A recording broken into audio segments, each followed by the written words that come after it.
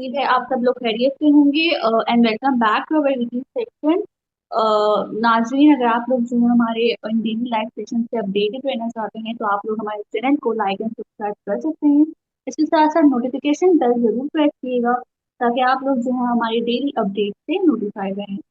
ناظرین آج کے سیشن کا مقصد جو ہے وہ ہم آج کی مارکیٹ کو ڈسکس کریں گے کہ آج مارکیٹ کی کیا اسٹریٹجی رہی اور آنے والے دنوں میں مطلب کل جو ہے وہ مارکیٹ کی کیا اسٹریٹجی رہے گی, کیا مومنٹم رہے گا, یہ ہم جو ہے وہ اپنے گیسٹ سے ڈسکس کریں گے. اور آج ہم نے جو انوائٹ کیا ہے فیصل شادی کو, کیپٹل مارکیٹ ایکسپرٹ, تو آئیے ویلکم کہتے ہیں. السلام علیکم سر, کیسے ہیں؟ جی وعلیکم السلام. سر سب سے پہلے ہم آج کی مارکیٹ کی بات کرتے ہیں. ہم نے دیکھا آج جو ہے مارکیٹ میں سیلنگ پریشر تھا, تو فورن سیلنگ کیا جو کنٹینیو تھی کافی دنوں سے, کیا ابھی بھی کنٹینیو ہے؟ کب تک یہ ختم ہوگی؟ کیا آپ کے ایکسپیکٹیشن ہیں؟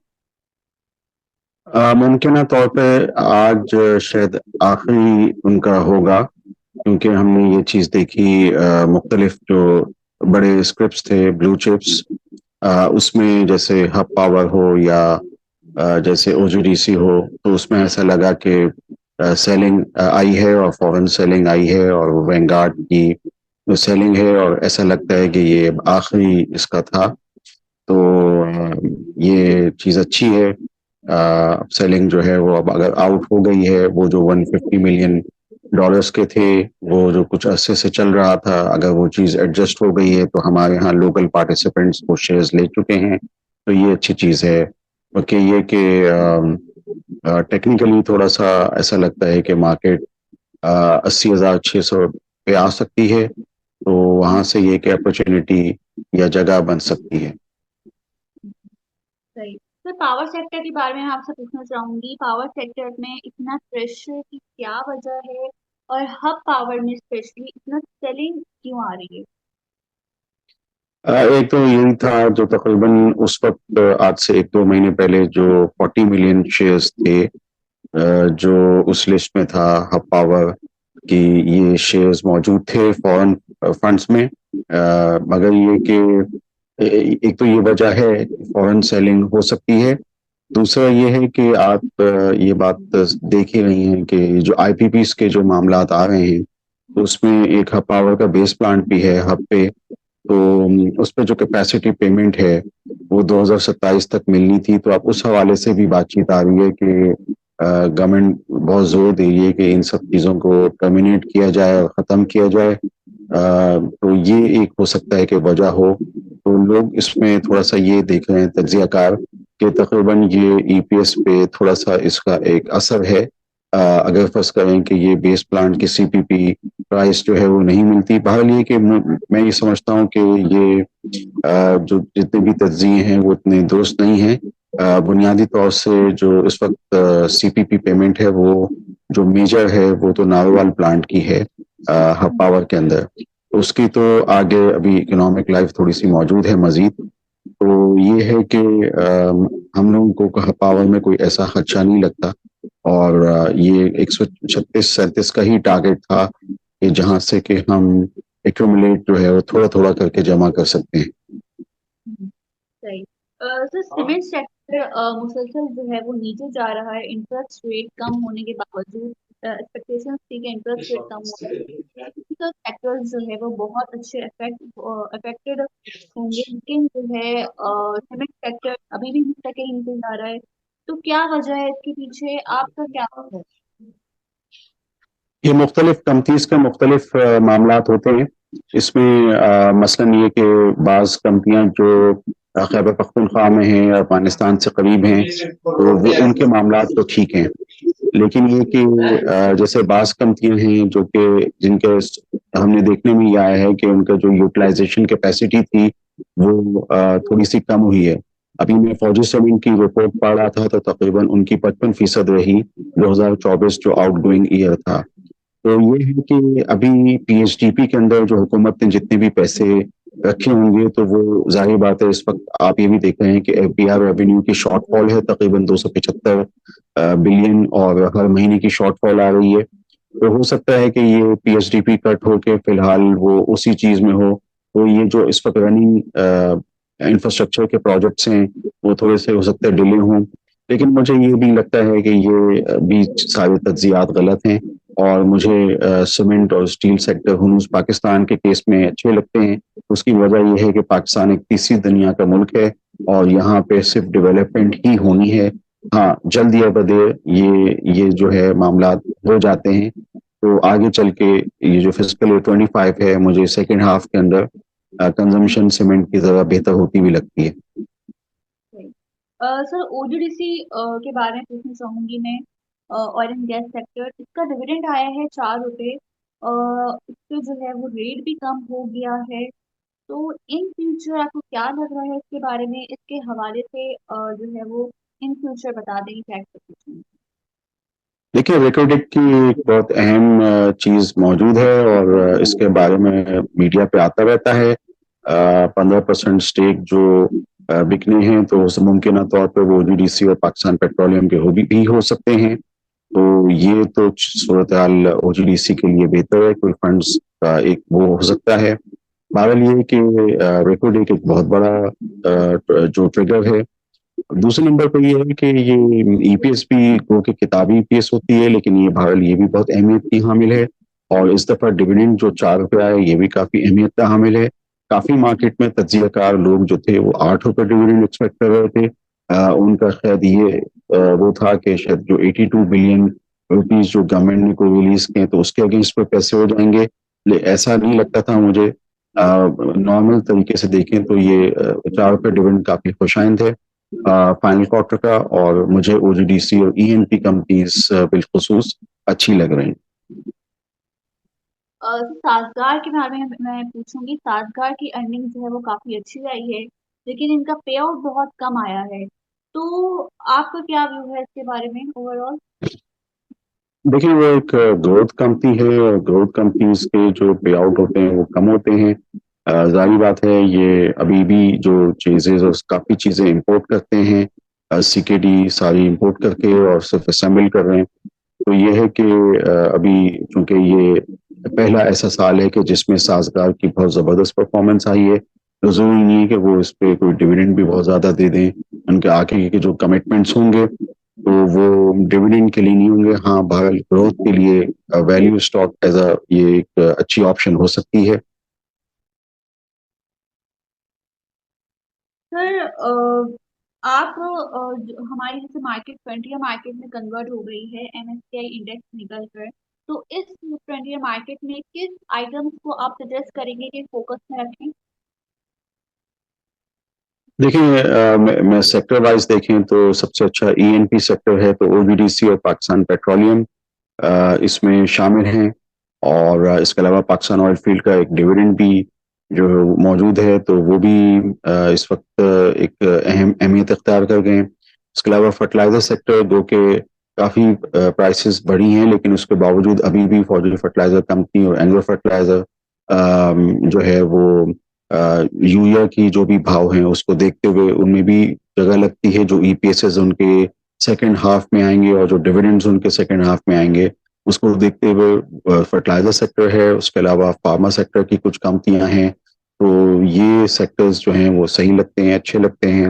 اور پھر یہ کہ سیمنٹ میں بھی کچھ کمپنیاں ایسی ہیں جو کہ آؤٹ پرفارم کرتی ہیں، جیسے کہ میں نے آپ کو بتایا کہ ایسی کمپنیاں جو افغانستان بارڈر کے ساتھ ہوں یا KPK کے اندر ہوں تو ان کی جو صورتحال ہے وہ قدر بہتر ہے۔ اس پوائنٹ پہ میں پارٹیسپینٹ سے ریکویسٹ کروں گی اگر کسی کی بھی کوئی بھی کوئری ہو تو وہ ہینڈ ریس کر کے مائک آن کر کے پوچھے۔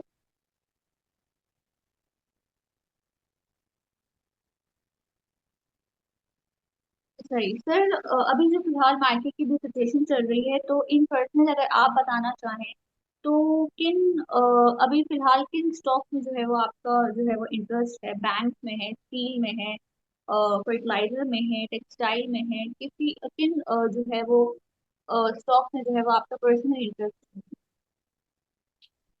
اس میں دیکھیں، جیسے میں نے کہا کہ افغانستان سے ملحقہ کمپنیاں، تو اب اس میں KPK کے اندر جیسے چراغ سیمنٹ ہے، وہ مجھے اچھا لگتا ہے۔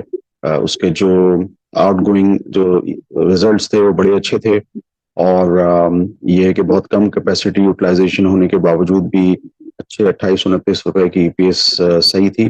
اس کے علاوہ پھر یہ کہ کچھ چھوٹی فارماسیوٹیکل کمپنیاں کیونکہ ایک بہت اہم IPO BF سائنسز کا آ رہا ہے تو اس کو دیکھتے ہوئے سٹی فارما ایک اسی طرح کی ایک چھوٹی کمپنی ہے تو اس کے اندر بھی کافی ڈیولپمنٹس بہت PSX پہ نوٹسز موجود ہیں جو کہ گروتھ پرسپیکٹو سے ہیں. اور پھر یہ ہے کہ کافی کمپنیاں جو ابھی ریسنٹ IPOs آئے اس میں فاسٹ کیبلز وہ بہت اہمیت کی حامل ہے. 32 بلین کی سیلز جو ہے وہ کافی اہمیت رکھتی ہے اور اس کے علاوہ ان کا پہلے ہی سال IPO کے پہلے ہی کچھ مہینوں بعد جو ہے ان کا ڈیویڈنڈ بھی فائنل ڈیویڈنڈ رپورٹ ہو گیا.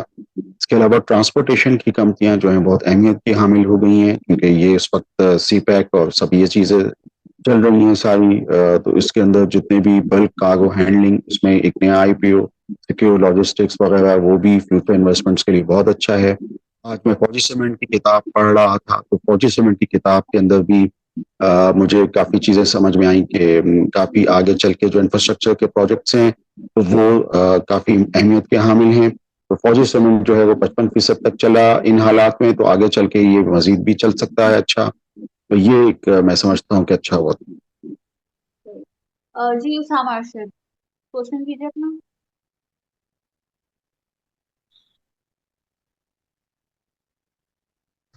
جی السلام علیکم. جی وعلیکم السلام. جی تو میں نے ایک تو یہ فیس کے حوالے سے پوچھنا تھا کہ اس کا آگے آپ کیا دیکھتے ہیں کیونکہ ابھی میں نے اس پہ آج بائنگ کی ہے 5.9 اور کس اس کے چیز میں علاوہ پیس یا میں تو تجزیہ کار ہوں. ظاہر بات ہے اس طرح کی جتنی بھی پینی سٹاکس ہیں وہ ہم لوگ کوشش کرتے ہیں کہ اوائڈ کریں پبلک فورم میں. اس کا کوئی خاص وہ نہیں ہے.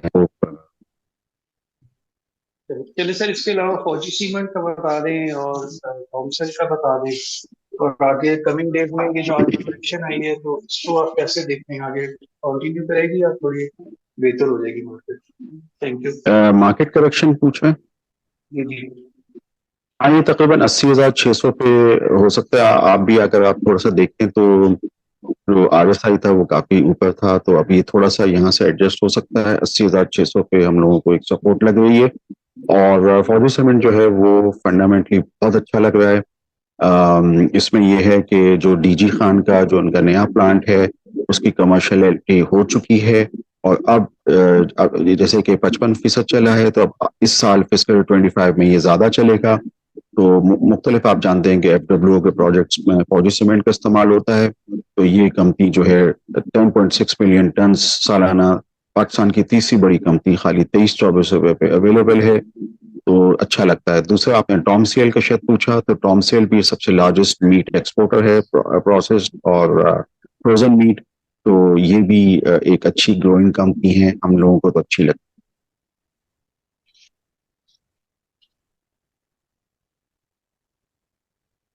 اوکے سر سیشن کو ریپ کرتے ہوئے میں لاسٹ کوشچن پوچھوں گی کہ کل جو ہے وہ کیا آپ کو لگ رہا ہے مارکیٹ کس طرح اسٹارٹ اپ لے گی کیا انڈیکس ہوگا اور اس کے علاوہ لاسٹ میں یہ بتا دیے گا کہ آپ کے ٹاپ 5 اپنے اسٹاکس بتا دیے گا جن کو آپ جو ہے وہ 1 by 1 ویٹ کرنا چاہیں.